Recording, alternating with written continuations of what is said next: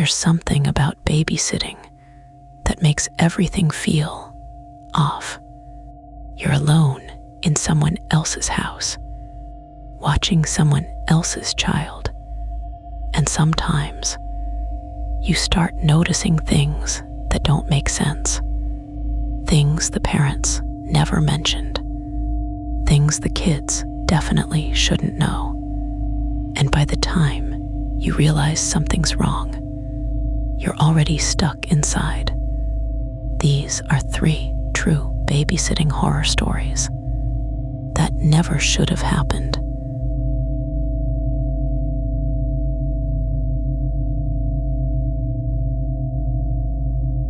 I used to babysit for this family a couple times a month. They had one kid, Ethan. He was quiet, but not in a weird way. Just shy, kept to himself, mostly watched TV or played on his tablet. The house was nice. 2 stories. Clean. Nothing out of the ordinary. Except for one thing. There was a door at the end of the upstairs hallway that was always locked. The first time I noticed it, I didn't think much of it. Every house has a storage room or something. But the second time I babysat, Ethan pointed at it. He didn't look at me when he said it, just kept staring at the TV. "Don't go in there." I laughed a little and asked why. He shrugged. "My mom says it's not safe." That was it. Later that night, after I put him to bed, I was downstairs on my phone when I heard something. A soft thud. It came from upstairs. At first, I thought Ethan got out of bed, so I called his name. No answer. Then I heard it again, but slower and heavier this time. I went upstairs. His bedroom door was still closed. I opened it quietly. He was asleep. That's when I noticed something. The hallway light was off. I was sure I left it on. I stepped back into the hallway, and that's when I heard it again. This time, right in front of me. It came from the locked door. A dull, slow knock. Not loud, not frantic. Then, before I could even think, I heard a voice on the other side. Soft, almost a whisper. "Hello." I swear my stomach dropped instantly. It didn't sound like a kid or a parent. It sounded wrong. Like someone trying too hard to sound normal. I didn't respond. I just stood there, staring at the door.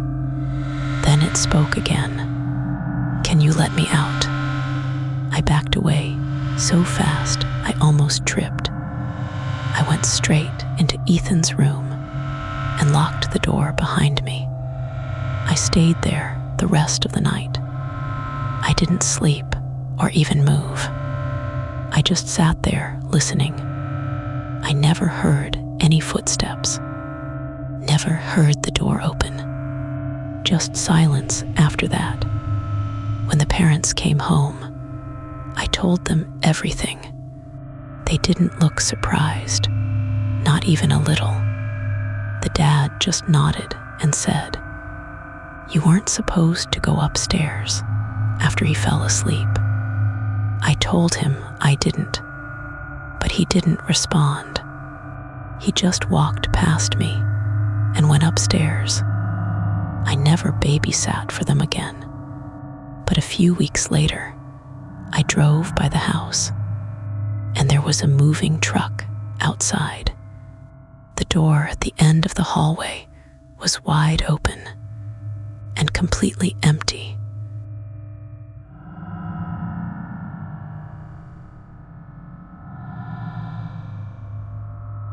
I was babysitting 2 kids, Lily and Rose. They were sisters. Lily was about 8, and Rose was 5. Everything was normal at first.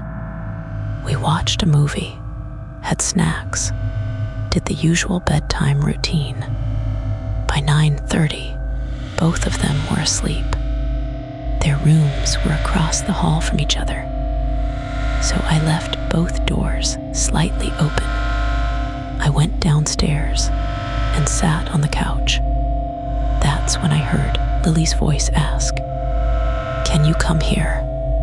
It was quiet but clear. I got up and went upstairs. Her room was empty, bed untouched, blankets still perfectly in place. I checked Rose's room. She was asleep. I went back into the hallway, confused, when I heard it again. "Hello." But this time, it didn't sound like Lily. It sounded like her voice, but flatter, like something was copying her tone without understanding it. It came from the bathroom. The door was slightly open. I pushed it slowly. The light was off, and for a second, I thought the room was empty, until I noticed the shower curtain. It was pulled closed, and something behind it moved. Not fast, just enough to make the plastic shift. I felt my chest tighten instantly. I didn't say anything, didn't ask who was there. I just backed away and grabbed both kids. Didn't even turn the lights on. I carried Rose, held Lily's hand, and walked straight out of the house. We sat in my car until their parents got home. When I told them what happened, the mom went completely pale. She asked me one question. Did it sound exactly like her? I said almost. She didn't say anything after that, but she didn't let the kids sleep upstairs ever again.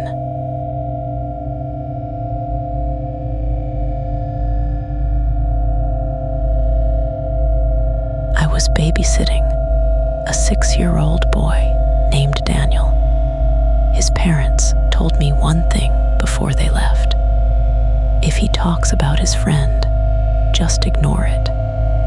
I thought it was imaginary friend stuff, totally normal, so I didn't think twice about it. At first, everything was fine. We played games and watched cartoons. But right before bed, he asked me something. "Are you going to sleep in the chair again?" I laughed and said yeah. He shook his head and said that I shouldn't. I asked why. He looked toward the hallway and said, "He doesn't like it when people stay up." That made me a little uncomfortable, but I brushed it off. After I put him to bed, I sat in the living room with the TV on low. Around midnight, I must have dozed off. I woke up to something touching my arm. Not grabbing, just tapping. I opened my eyes. Daniel was standing next to me, except he was facing away from me, just standing there, completely still. I said his name, but he didn't respond. Then slowly, he tilted his head, not toward me, toward the hallway, and in a quiet voice, he said, "He says you have to go now." I felt cold instantly. I asked him who. He didn't answer, just walked back to his room. I followed him. His door was open, but he wasn't inside. The bed was empty. I checked the bathroom, the closet, everywhere. Nothing was there. Then I heard it, a second voice from inside his room. low and calm. "Get out now." I didn't stay. I grabbed my keys and walked out. Didn't run. Didn't look back. Just left. I called his parents from my car, and they rushed home. The next day, the mom called me. She said they found Daniel asleep in his bed, exactly where he was supposed to be. And when she asked him if he got up that night, he said no. Then he added one more thing. He said you wouldn't stay.